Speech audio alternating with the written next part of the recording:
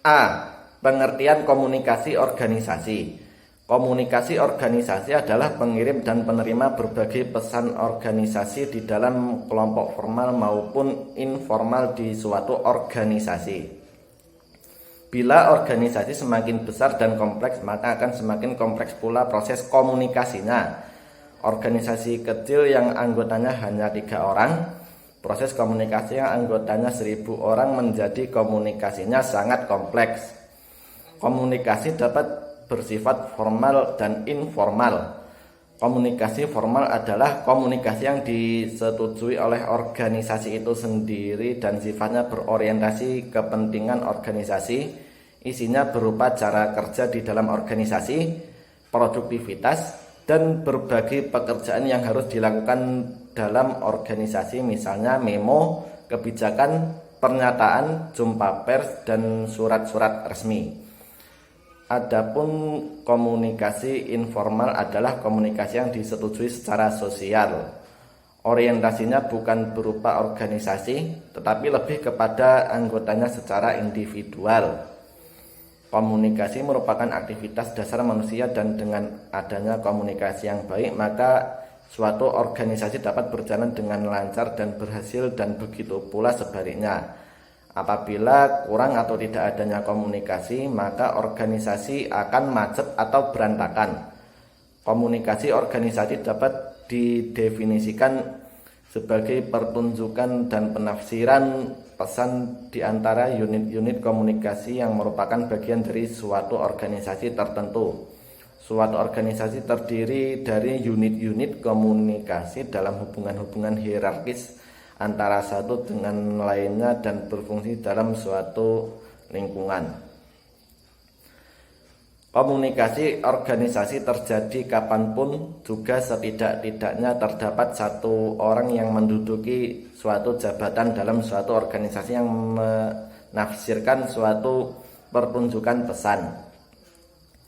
Menurut Gotthaber yang dikutip oleh Arini Muhammad dalam buku Komunikasi Organisasi, yang menyatakan bahwa komunikasi adalah proses menciptakan dan saling menukar pesan dalam suatu jaringan hubungan yang saling tergantung pada satu sama lain untuk mengatasi lingkungan yang tidak pasti atau yang saling berubah-ubah.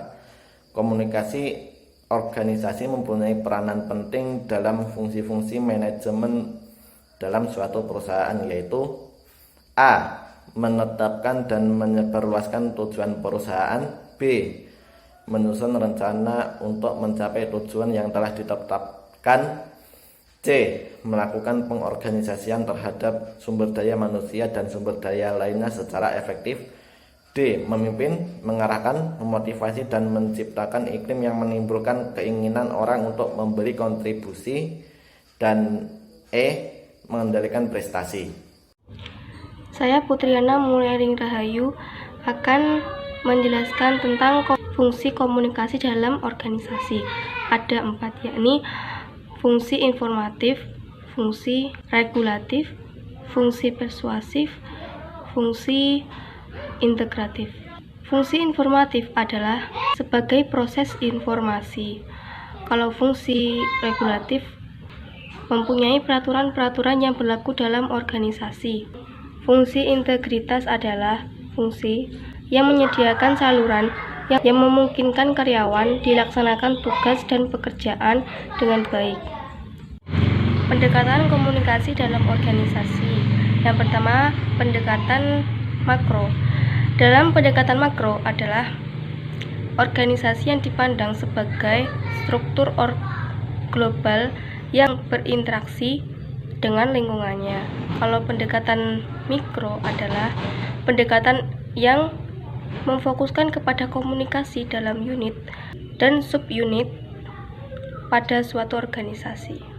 Praktik komunikasi dalam organisasi yang pertama, yakni terbuka terhadap pendapat dan masukan agar anggota organisasi merasa dihargai dan didengarkan. Yang kedua, memfokuskan pada diskusi supaya seluruh anggota mampu menyampaikan pendapat dan ide yang mereka miliki. Yang ketiga, yakni sampaikan informasi secara jelas agar dapat dipahami oleh anggota organisasi. Yang keempat yakni berikan feedback kepada masing-masing individu agar mereka dapat menumbuhkan potensi yang baik dalam diri. Assalamualaikum warahmatullahi wabarakatuh. Perkenalkan, nama saya Nur Aziah. Di sini saya akan membahas mengenai 4 poin yang ada di makalah kami. Yang pertama yaitu organisasi sebagai wadah komunikasi. Istilah organisasi berasal dari bahasa Latin yaitu organize, yang secara harfiah berarti panduan dari bagian-bagian yang satu sama lainnya saling bergantung. Di antara para ahli ada yang menyebutkan panduan itu sistem, ada juga yang menamakan sarana. Organisasi sebagai wadah ini bersifat relatif statis, yang mana istilah ini digunakan oleh Sondang Esiagian. Menurut Sondang, tidak ada organisasi yang dapat berkembang, tumbuh, dan maju dalam keadaan absolut statis.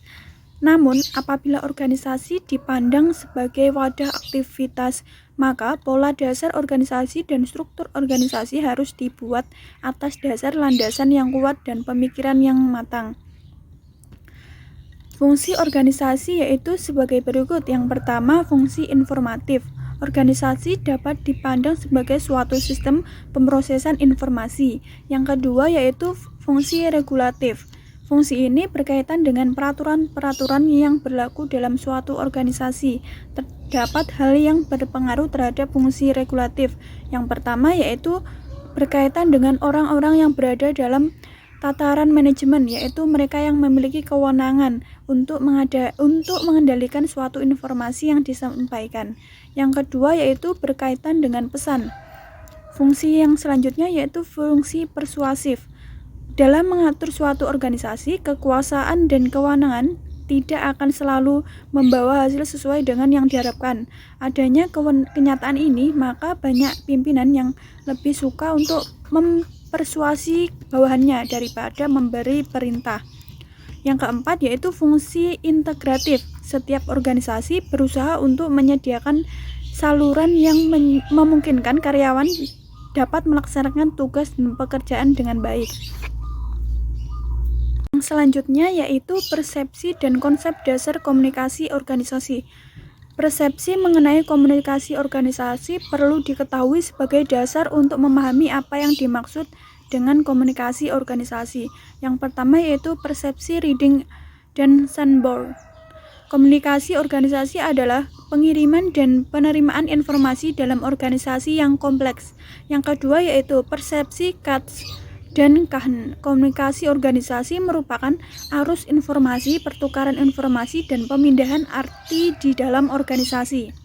Yang ketiga yaitu persepsi Zelko dan Dance. Komunikasi organisasi adalah suatu sistem yang saling tergantung dan mencakup komunikasi internal dan komunikasi eksternal. Yang keempat yaitu persepsi Thayer. Dia memperkenalkan 3 sistem komunikasi dalam organisasi. Yang pertama berkenaan dengan kerja organisasi, seperti data mengenai tugas-tugas atau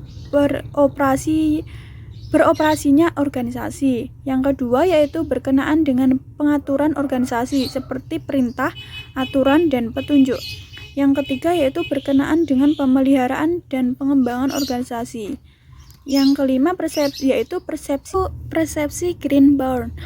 Bidang komunikasi organisasi termasuk arus komunikasi formal dan informal dalam organisasi.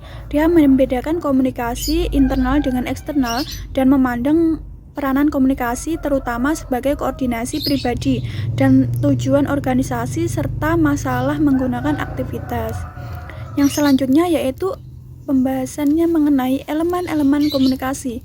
Dalam menjalin relasi dengan orang lain, kita membutuhkan komunikasi dalam dunia kerja. Komunikasi merupakan satu hal yang paling penting dan menjadi bagian dari tuntutan profesiensi. Kadang-kadang penyebab rusaknya hubungan antar individu dalam suatu organisasi, misalnya antara manajer atau supervisor dengan karyawan atau di antara karyawan itu sendiri, adalah adanya miskomunikasi yang terjadi. Pengirim, penerima, bahasa, pesan, model, dan saluran atau channel merupakan keseluruhan elemen proses komunikasi. Pengirim mentransfer komunikasi, penerima mendapatkan dan menguraikan kodenya. Pengirim bervariasi dalam hal kemampuannya untuk membangun dan mengirimkan pesan, dan penerima bervariasi dalam kemampuannya menerima dan memahami pesan. Yang selanjutnya yaitu mengenai model dan tujuan komunikasi. Model adalah representasi suatu fenomena baik nyata ataupun abstrak.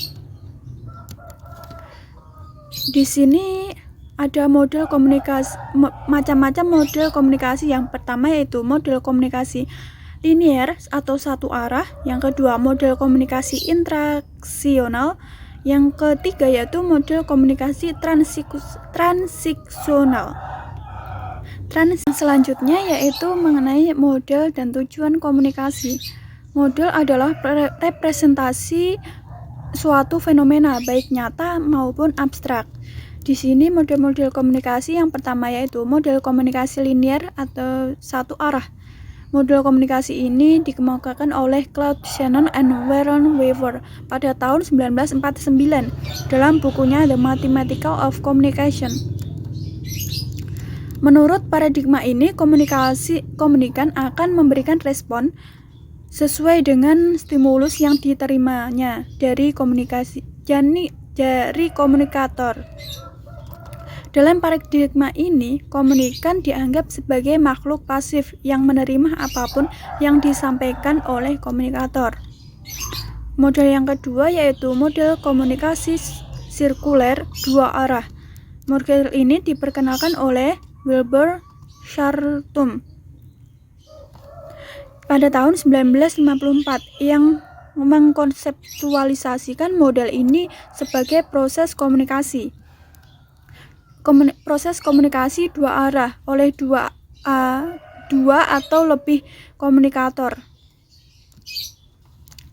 Komunikasi sirkuler atau yang disebut komunikasi dua arah merupakan lanjutan dari pendekatan komunikasi satu arah. Pada model komunikasi dua arah diperkenalkan gagasan tentang umpan balik atau feedback. Dalam model ini penerima receiver melakukan seleksi, interpretasi, dan memberikan respon terhadap pesan dari pengirim.